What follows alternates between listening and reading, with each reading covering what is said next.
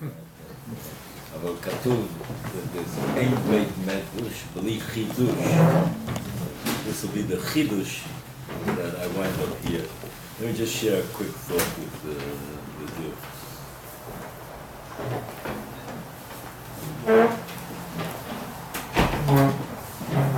Maybe I'll relate to Chanukah coming up.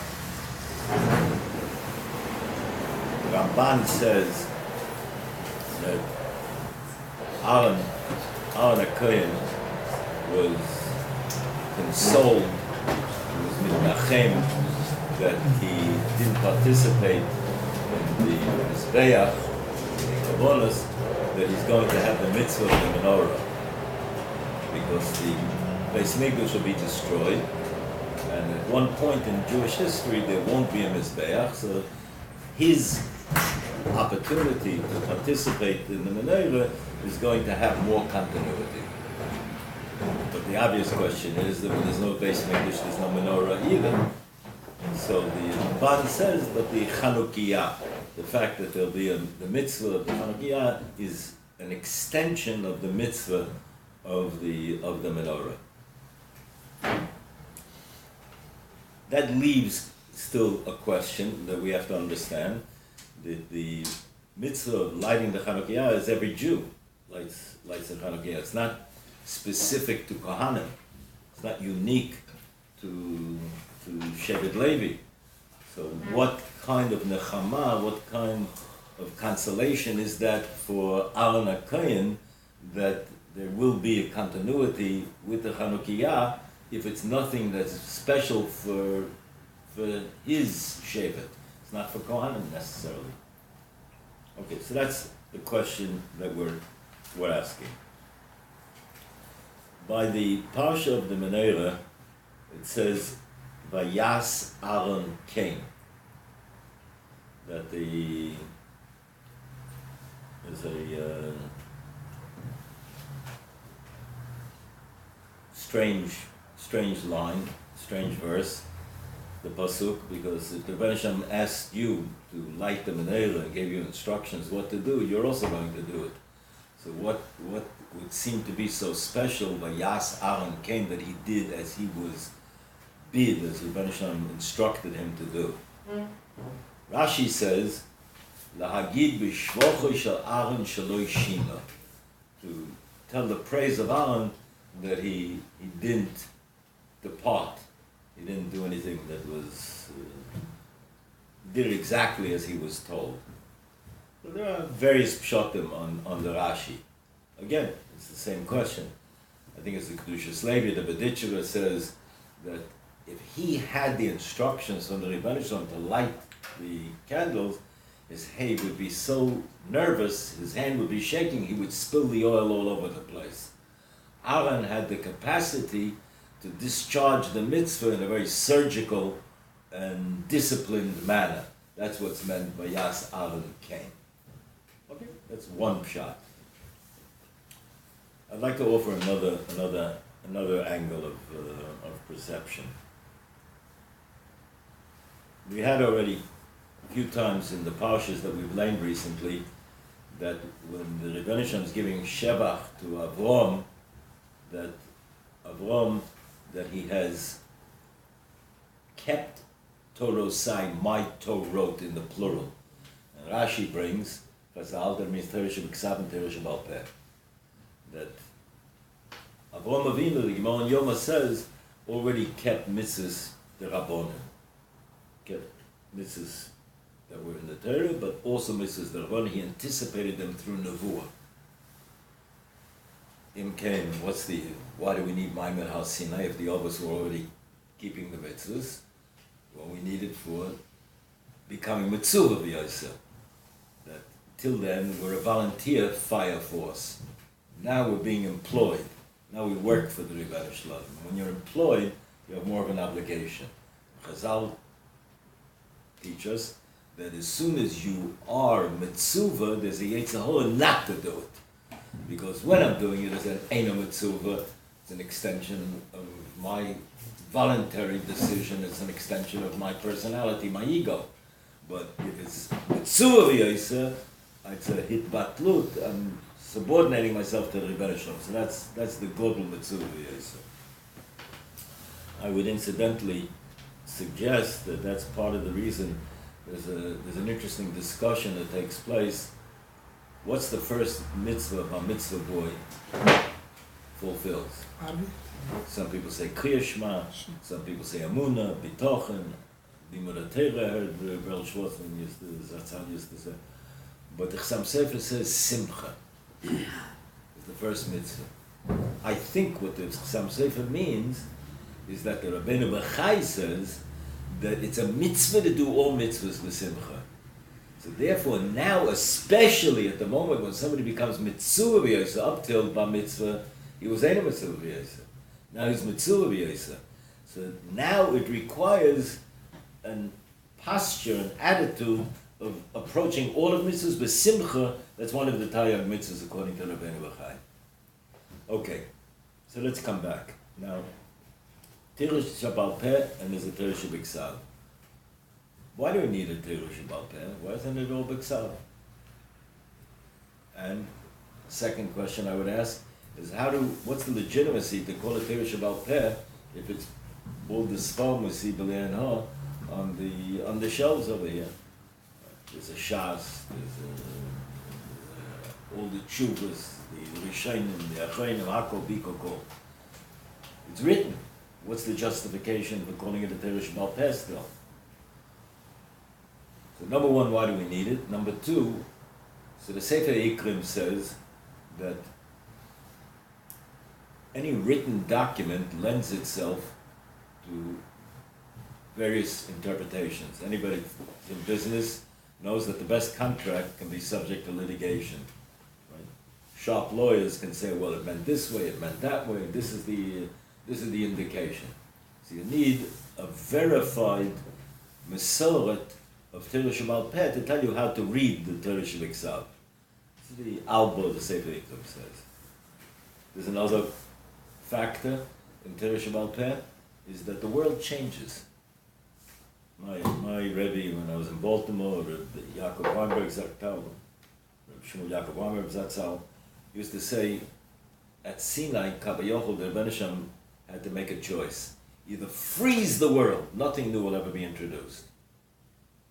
So then, you don't need any kind of Torah Shabal Peh because there's a written document and it'll apply in all times and all places because there's no change in the world.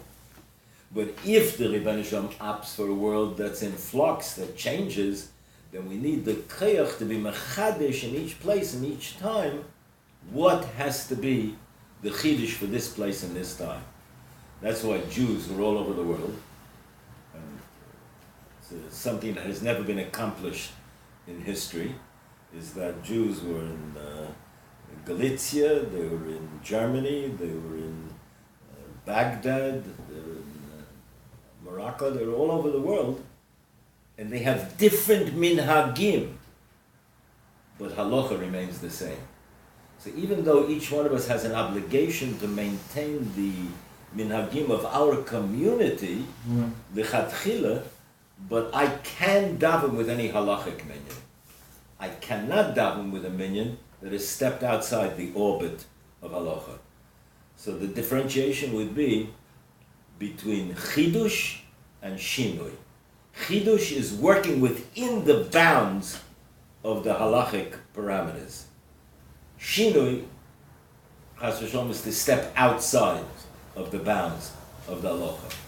I tell the fellas and also Someach, some people here have heard me say it, picture a baseball game, and as the pitcher is throwing the pitch and approaches home plate, and as the ball gets to home plate, the batter throws down the bat, catches the ball, and starts running across the infield and the outfield in a broken field run. Interesting maneuver, wrong game. Wrong game. There are klalim, there are rules to the game. Interesting, but not inapplicable. So, the Rebbeinu Shalom gave us a Torah Shabal Peh. How do I know whether it's chidush or shinui? Chidush is to work from within. Shinui is to step outside. So shinui, I know the difference if it has to be based on authority and parameters. There are certain things that can't be changed, and there are certain things that can be changed, but it depends on authority. Again, the mashal I would use would be that if somebody is told by a master surgeon that lo aleinu, he needs a certain surgical procedure, and he says, wait a minute, this is a democracy. I'm going down to the corner of King George and Jaffa Road, and I'm going to ask the first 1,000 people that come along, do they agree with this diagnosis? Right? It's insanity. Why? Because one expert's opinion is more important than 1,000 venture capitalists, shopkeepers, and butchers. Doesn't matter. Expertise. So, chidush is when you're working within. Who's going to make that determination? The authority. The Menorah, the Netziv, and the Chidush Arim, and the source, I believe, is earlier in Kabbalah, that the Bali Kabbalah talk about the idea that the menorah was keneged Torah Shebal Peh. The menorah gave the koach, the hitchakmut, the wisdom for Torah Shebal Peh.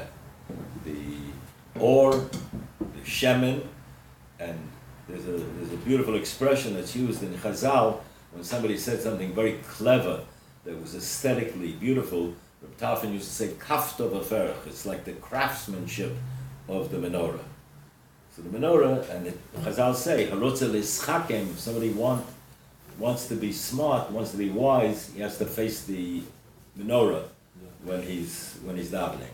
Zvulun should face the shulchan, right? And he'll get shefa in material goods, right? But Yisocha, somebody is putting the emphasis there, harotze l'schakem. So that's Torah Shebal Peh. So I would submit, I'm coming back to where we started, that the Aaron HaKohen had to, Vayas Aaron came, Aaron had to place within the menorah the koach that we could be mechadish without shinui. The genius of the Jew, historically, we could say, is that we changed enough so that we could remain the same. Minhagim, but the core of halacha has remained the same. And the minhagim had to change because each place was different. The economics, the culture, the environment, there were different pressures in each place. So it had a fascinating balance between sufficient elasticity for change on the periphery and protecting the core that remains steadfast so that we can have that.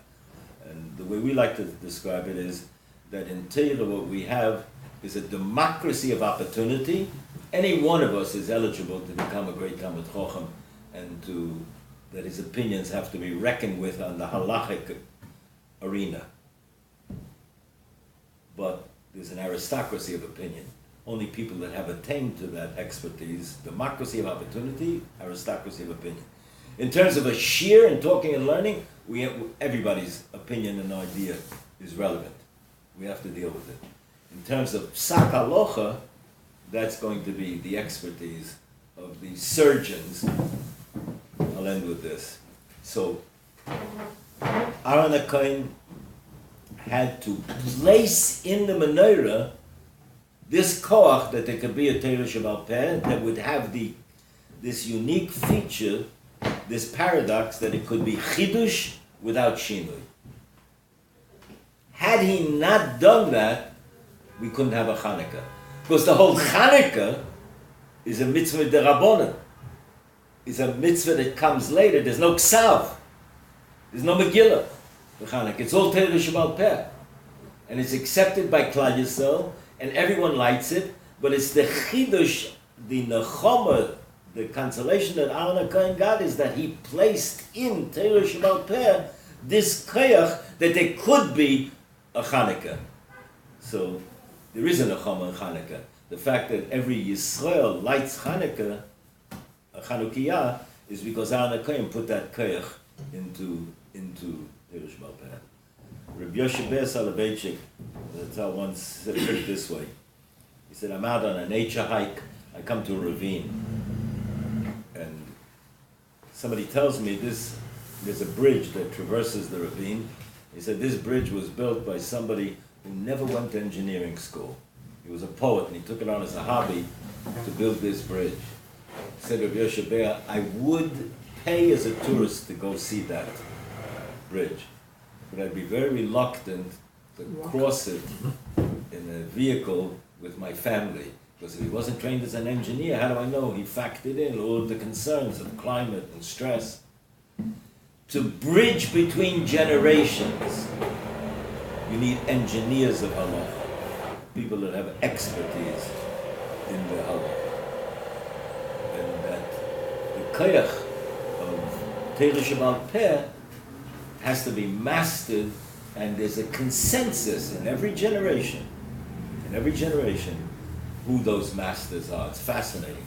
We have no formal Sanhedrin today, but, and as much as every community will espouse and feel that their Rebbe and their posek is special, everybody agrees that there are a certain number of people in every door who are on the all-star team, and those kinds of players that have that, participate in that aristocracy. And that's what keeps Klal Yisrael going. What's the legitimacy to call it a Torah Sheba'al Peh if it's printed, if it's on the shelf? Because if you open up a Gemara, you'll see that there was an extraordinary nest that took place. Even though it's written down, it still retains the character and personality of being a Torah Sheba'al Peh. It has to, it's abbreviated, condensed. There was a special siyata d'shmaya in Ruach HaKodesh that they could put it together in such a way that requires an asik of Torah, an engagement, an involvement, that you and I have to explicate that which isn't said in an outright and direct way. And it's necessarily that way so that we can be involved in hands-on involvement in learning Torah. That way we get to a level that we are entitled to vote in the election of who the Talmidei Chachamim of the Dor are. Because each one of us has that responsibility. We have to become sufficiently sophisticated so that we can there is a literacy test for having a vote in the election of who the Poskei Dor are.